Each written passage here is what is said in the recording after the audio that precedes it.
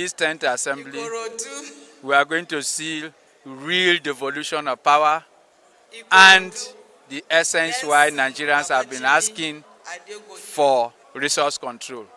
That's going to be the major agenda in the National Assembly, and that is beneficial to all and sundry in Nigeria. Give God the glory. It is what God has done in our life and in the life of Ndokwa people. So I thank God, and I thank the people who also saw the potential in me to vote for me massively. See that my winning was God. It wasn't man. My winning was God. And I believe the sense why God is sending me to represent Ndokwa in the federal constituency is to attract democracy dividends to our people. And I'm very convinced, I'm very sure that our people will be glad with my representation. Of course, when you get to the office, you do new things. I'm not going to join hands with the old system. I'll bring new things. And I know that our people will be happy. Overwhelmed. I have all sorts of emotions that I can't even put in words. But number one, I'm grateful to God. I'm thankful for Him being with me throughout the journey. I'm thankful for even being here, you know, as a woman, as a young lady. But overall, I'm excited. I mean, as a woman on its own, that's already a lot. I'm already bringing a lot. Do you understand? Because you can see in the 10th Assembly, I don't think a lot of women made it here.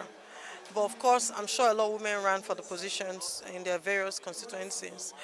So just being here alone, it's already a message to Nigerians. So, and together with the other women in the House, we'll be able to come together to fight and stand for equity, justice, and fairness for women all over the country.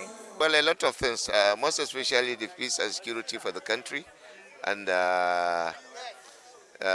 good governance. We are praying that the election should be conducted peacefully, the way and manner that the last election has been conducted.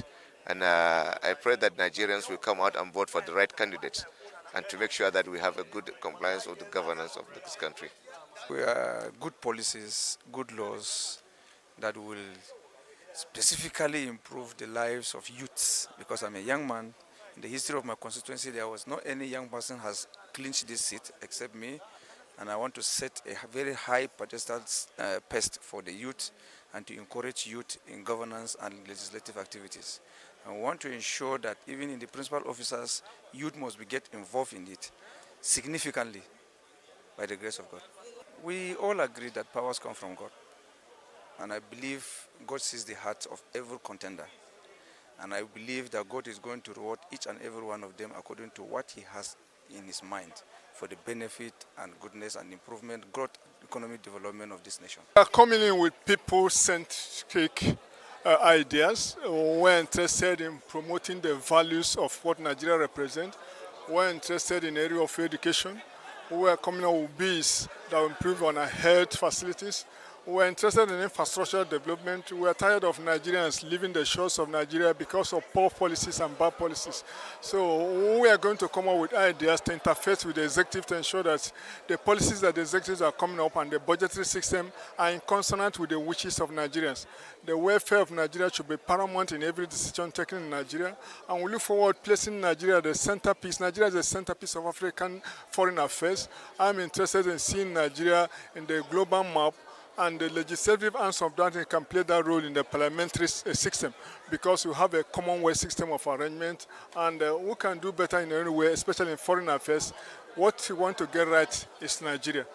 Nigerians are interested in getting Nigerians right, and we're interested in Nigeria. So it's going to be a Nigerian affair. That's why you can see that I contested in faraway Lagos, and so Lagos is the epic center. In fact, Lagos is the 8th largest economy in Africa. So how do we make Lagos a better place for all of us? According to what my sister-in-law, Adibi, you hear our language. It has been tedious, but in summary, to God be all the glory. We give Him all the glory for everything. It's just about perseverance. And when it is your time, it will surely be your time, because God's time is the best. They say politics is not actually for Christians, But politics is for Christian. We should be God-fearing. And as a woman, you should stand by our husbands. How do you stand by your husband? You be at the forefront of the house, the whole front, and pray. Because it's not easy. But when you pray, say prayer is the key. And with prayer, you shall go places positively.